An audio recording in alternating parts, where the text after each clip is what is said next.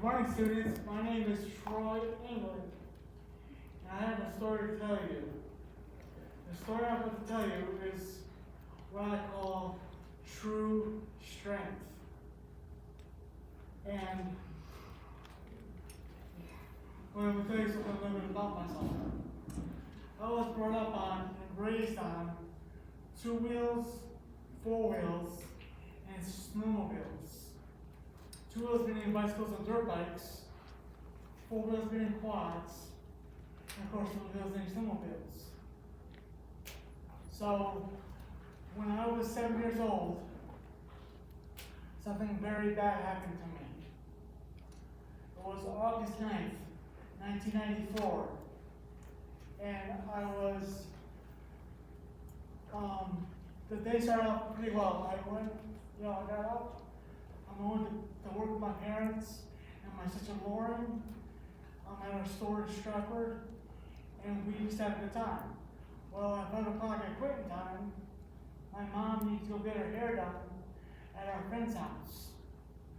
So, me and my sister Lauren accompanied my mom to our friend's house to go get her hair done. Well, our friend's son, who was taking a nap that day, was not available to play with me.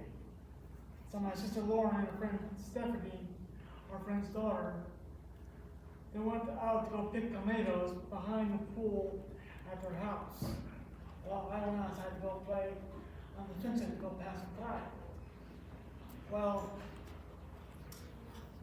I was out there 2 minutes, and I busted off the seat of the swing set, and my body fell forward. I tried to catch myself with my arms, but like in retrospect, I turned my head like this to the left to not, to not get like a full force, injury on my head. I thought that'd be a good idea. So I put my hands out to stop myself. I turned my head like this, but my brain itself, from the shock of me hitting the ground, my brain moved in my head and popped a blood vessel on my left side of my brain, spraying blood in my skull cavity, which in turn I felt that, and I was screaming for my mom or somebody to help me out because I was hurt. So my sister Lauren came over to see me. She said, "Troy, what's the matter?" I said, "Lauren, my head hurts, my head hurts, my head hurts." She goes, "Troy, I can't see nothing." I said, "I know, but my head hurts." She goes, "Wait here, I'll go get mom." So she went to go get mom. Mom came out with the same question. "Troy, what's the matter? What's the matter?" I said, "Mom, my head hurts, my head hurts, my head hurts. I did something wrong in my head. I don't know what I did." So that's when I went unconscious in her arms. So they rushed me to Bridgeport Hospital, where there was a neurosurgeon on call that day. And he told my parents, if we don't cut your son's head open now, he might die. So my parents made the difficult decision for the doctor to cut my head open and show you the scar. See the scar very nice? Okay, so he cut my head open and saved my life. So anyway, by then I was already in a coma. My body had suffered a traumatic experience. So my body itself went into a coma. A coma is like a long sleep, I guess you could say, okay? So when my mom and my dad and stuff, my whole family learned that I was in the hospital, my grandmother, God rest her soul, but my grandmother, she called her sister Peggy in Virginia and said, "Peggy, start a prayer chain for Troy because he's been hurt. We need all the prayers we need." So she goes, "I got you." So I had the whole eastern shore of Virginia, the peninsula there, praying for me and hoping I'd be okay. So And plus I had like, my church friends up here in Connecticut. I had people that I knew, at North Riders Club, that's our dirt bike track, up exit 36 of Plain Road. Do you know what that is? Guys, you know what that is, guys? Okay, well, the whole club, like, they, were like so, like, they were so, like, like, praying for me and all that. So, while I was in the hospital, my sister, Lauren, she hadn't seen me since the day I got hurt. So my parents told the doctors at Bridgeport Hospital that my sister needs to see her brother, meaning me. So the doctors were a little bit apprehensive about my sister coming to see me, because back then the siblings weren't allowed to come into the ICU unit. ICU stands for intensive care unit in a hospital, because they thought that she might do something to jeopardize to jeopardize my health and stuff. Well, my parents convinced the doctors to show my sister a picture of me with all the wires and tubes in me to see see how she reacted. Well, she saw my photo and she was like, okay, that's fine, can I go to my brother now? And they're like, wow. She didn't she didn't react to the way we thought she was when she react. So anyway, so my sister got the okay to come see me, and then that was the start of September. So on my mother's birthday, September 26th, my mother's one request was to hold me in her arms for her birthday. So they got her a big chair, one of those big chairs that the expecting mothers have here in the hospital. Well, they got me in her arms, and I just knew I was with my mom. So I was like, oh. So anyway, so my father's birthday was October 8th. But every day when I was in the hospital, they came to my bedside and said, Troy, if you could hear Daddy, squeeze my hand. Just a simple command. So I was like, so on his birthday it goes, Troy, if you could hear Daddy, squeeze my hand. I went, he goes, Troy, do it again. If you could hear Daddy, squeeze my hand. I went, and he knew I could hear him. And he knew that I'd be somewhat okay. So anyway, so in mid-October, a man by the name of Doug Henry, my number one guy that I saw on TV and stuff, he was a famous dirt bike racer, came to see me in the hospital. And he goes, Troy, hey Troy, it's Doug Henry. I hear you like to go dirt bike riding. When we get better, we knew we were going to go riding in my place up in, my house up in Shelton. But when you get better though, in 1995, you're going to come see me race in Southwick, Massachusetts at a real live, a race for dirt bikes. In my comatose state, I could still hear people, but I couldn't respond to them. Because they'd go, hey, how are you? I go and make sounds and stuff.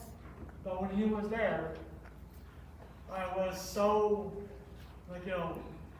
happy that he was there that I started to come out of my coma and started making more noises. Start mouthing words to him. So he came to see me and stuff and all that, and then he had to go back to where he was going. So I got better over the next month or so. I showed up to Newington Children's Hospital up in Newington, Connecticut, where I continue my journey of therapy and also getting better and all that stuff. Well, my mother had one request from the hospital that Thanksgiving time. She goes, I want Troy home for Thanksgiving. I guess he needs to be home.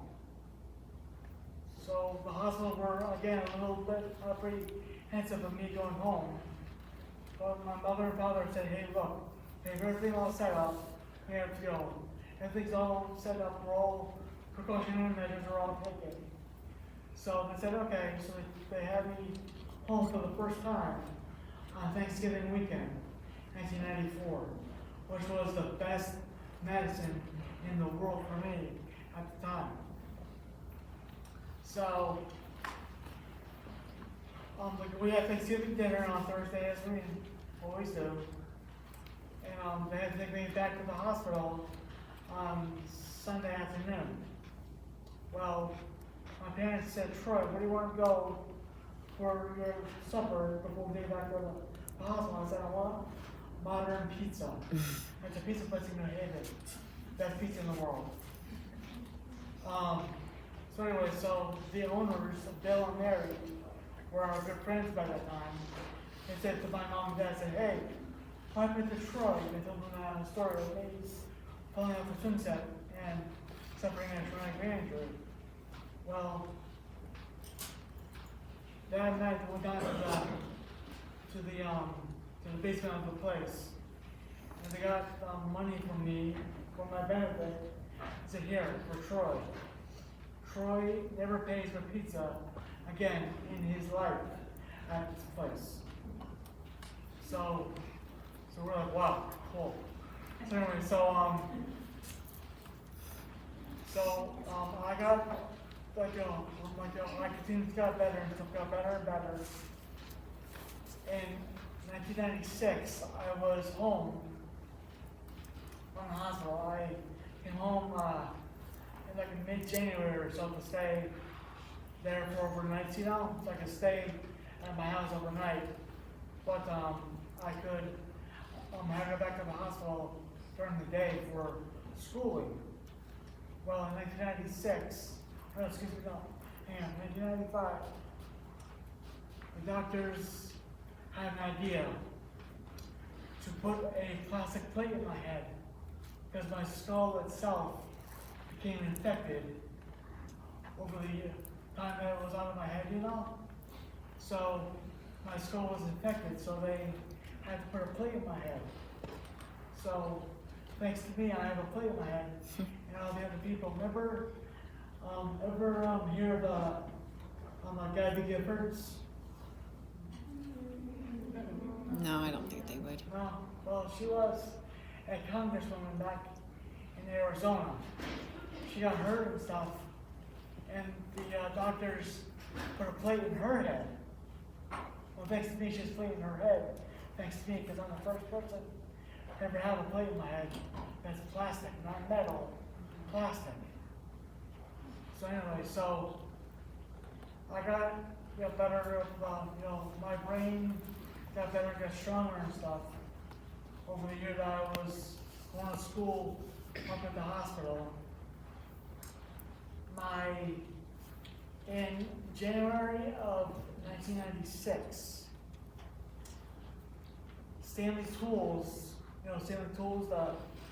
carpenters they use, they came up to the old Children's Hospital up in Newington, and they asked the staff there, do you have any child that wants to be a Grand Marshal for a NASCAR race?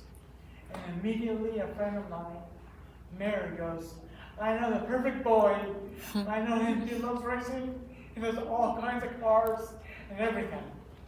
So she calls me. She goes, Troy, you want to become a Grand Marshal of a NASCAR race? I said, immediately, yes. And she goes, okay. Well, you get to meet all the drivers. You get to stay in the VIP booth, during the race and stuff, and I was like, yes, please, yes. So anyway, so that happened in, the first race happened in May of 1996. It was Mother's Day weekend of 1996. Well, that weekend it was rainy as heck. It rained cats and dogs the whole weekend. And I was so bummed out because I thought I lost my chance of becoming Grand Marshal. But they said, "Oh no, Troy, don't worry, we're gonna have you back in July." So in July, I went back up to New Hampshire Motor Speedway, or as I call it, the Troy England Motor Speedway, as I call it. And the race there was awesome. I had my own chauffeur. I got to go in the VIP booth. They did. If I wanted a mustard, a hot dog with mustard and ketchup on it, they would call on the walk and go, "Get Troy a hot dog, mustard and ketchup." Up to the VIP booth. Stat. I was like, wow, this is cool. Anyway, so in that kind of cool stuff I did there and stuff, they were like, "Oh, Troy, here's all the drivers, you get to meet all the drivers." So I shook hands with guys like Terry Labonte, Bobby Labonte, Mark Martin, Randy LaJoy, whose son nowadays drives for NASCAR and the Cup Series. His son's name is Corey LaJoy. It's really cool. So anyway, so Randy LaJoy won that race I was Grand Marshal at. And it was so cool. He was like, "Yeah, Troy, here's a hat I signed for you," and stuff. It was really cool. Wow. So anyways, so then fast forward now to, I would say about 2002, I graduated high school, or graduated from this middle school here in 2002. I was so proud of myself because I had done what the doctors told my parents I could never do, because the doctors told my parents that Troy could never, even if Troy wakes up with this coma, he will never be able to see or recognize his friends or family because he had such a traumatic experience. Well, I proved them wrong, didn't I? Woo! Nice.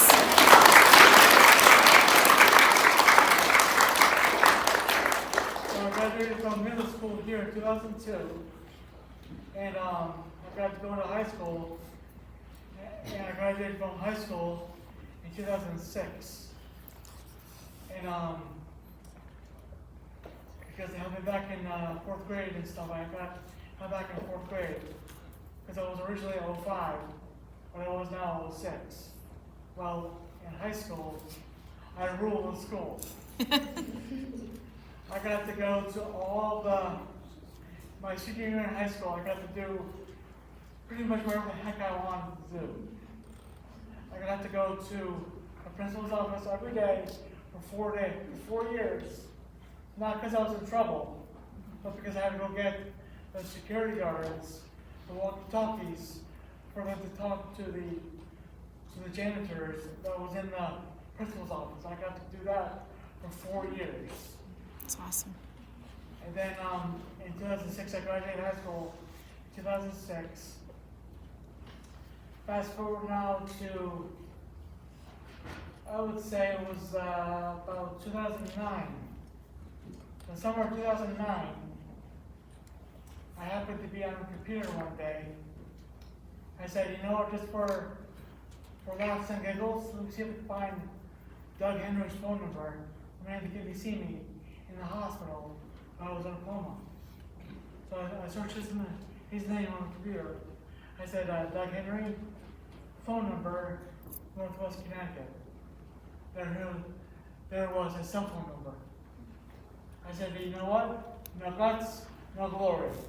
I'm going to see if it's him. If it's him, it'll be awesome. If it's not him, then they said try, right? Mm-hmm. So I got the number. I was like, I was like, he goes, hello? I said, hello, is this Doug Henry? He goes, yeah. I said the same back then. I said 93, 94, 93, 94, 97 champion. He goes, yeah, who's this? I said, remember Troy, England from Bridgeport Island? He goes, Troy. I said, you get number 8 jersey. He goes, Troy, what's up, man? Been a long time. What's going on, buddy? Been a long time. You know, how you been? All that stuff. Well, we got talking on the phone for over 2 hours. And we just started our lunch again. But he goes, hey, we're going to have lunch? I said, sure.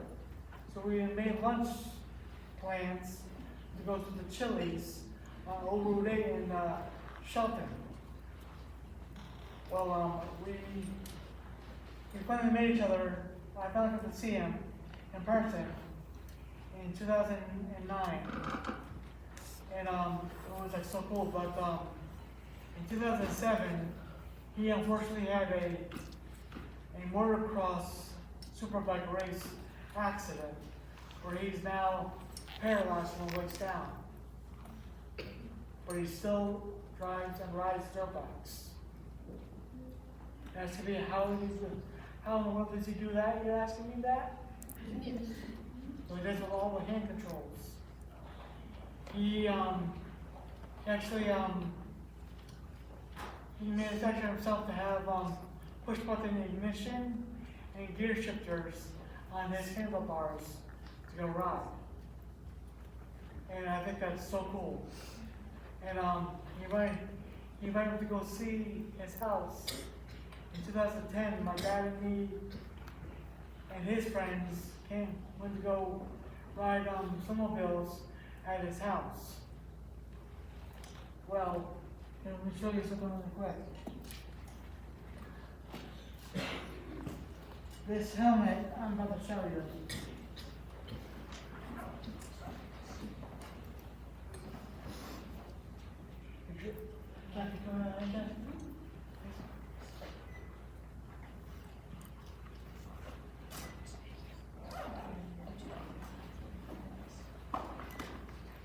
Wow.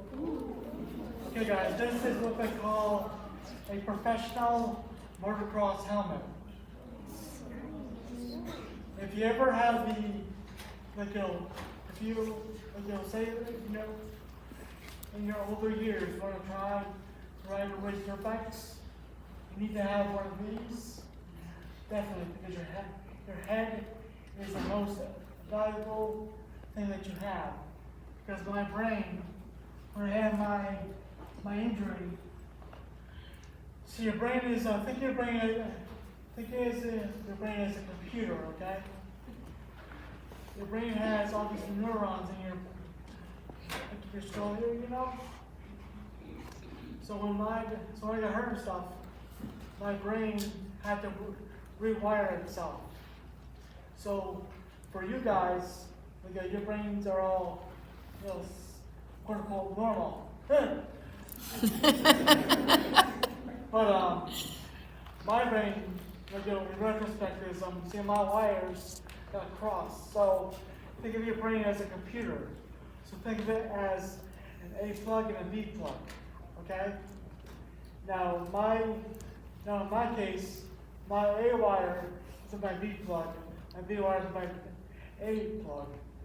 So everything I can do, I can do the same thing you can do, but it just takes me a little bit longer. I always say it takes say it takes you from point A to point C, goes in a straight line, you know? My case, I go from point A, I go up to B, then to C. It takes me a little bit longer. I'm still gonna get there, I'm still gonna be at your level. So all my friends have really, encouraged me to be, when I was coming home for the first time and stuff, all my friends from school always want to come over to hang with me and, watch TV with me, or even, I remember one time my friend Ryan and Brian, 2 different guys, we had a laundry basket racing series. at my house. Have you guys ever done that? Dylan's cardboard box. So what we used to do was we used to have the laundry basket, and we used to race around the whole top of the house and stuff. We used to make a whole track of it, and that's how we all got, like, it was all fun. We all, even my friend Brian had a stopwatch. You know, all right, try, ready, set, go! We're like, whoa. It was really cool stuff. But then in 1999, I was scheduled to have a double foot surgery done on both my feet at the same time. I tell you now, guys, if you could avoid this, say you had to have foot surgery, and a doctor tells you need to have both feet done at the same time, ask them to please let me do 1 foot at a time. Because I was in a bed for 7 weeks, unable to move at my house and stuff for 7 weeks when I had my feet done for the first time. So then I had to have a revisit surgery in 2012. And this time the doctor just put 7 screws in my left foot. So I can officially say I'm officially screwed.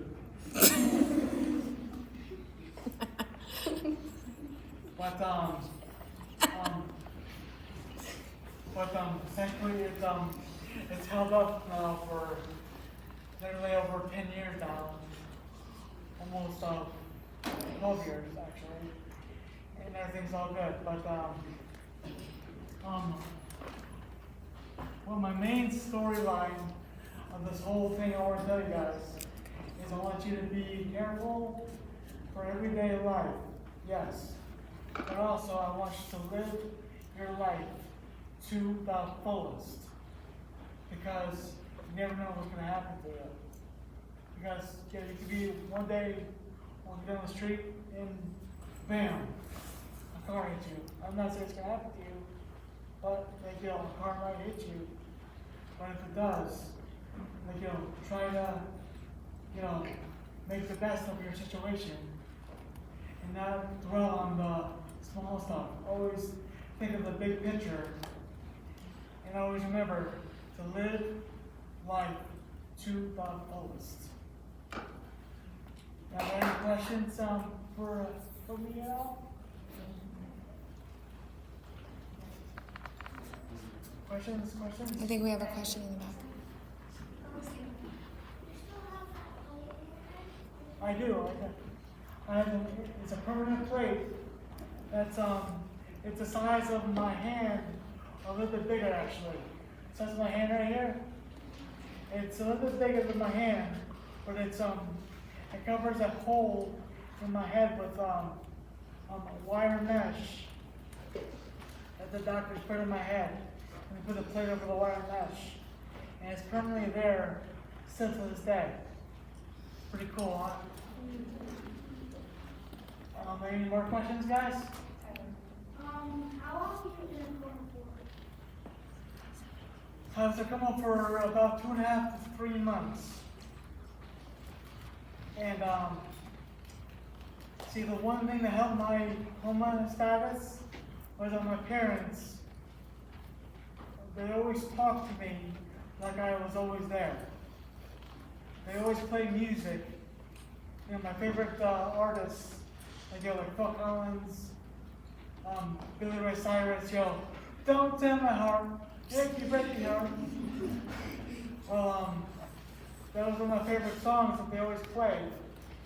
And that kept my brain active, more alert, and more elastic, I guess you could say.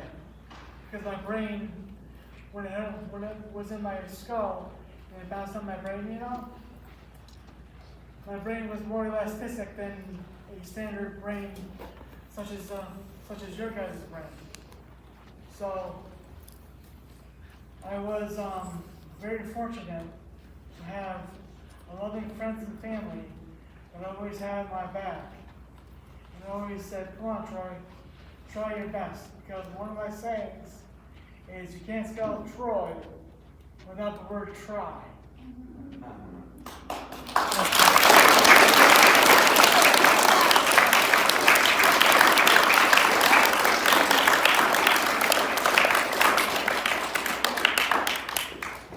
So here's my final saying to you guys.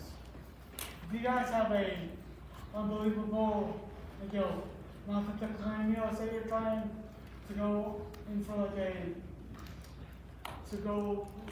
race or run in a triathlon, my advice is to you is to try your best, train your hardest, but try your best. Because remember, you can never spell Troy without the word try. Okay? You So love always that. remember, try your best. If you fail or you're not doing as well, then heck, do the best you can. Because no matter what, always try your best. Because somebody out there is rooting for you, including me. So, guys, I love you. Thank you for listening to my story. Thank you for your attention. Are there any more questions at all or not?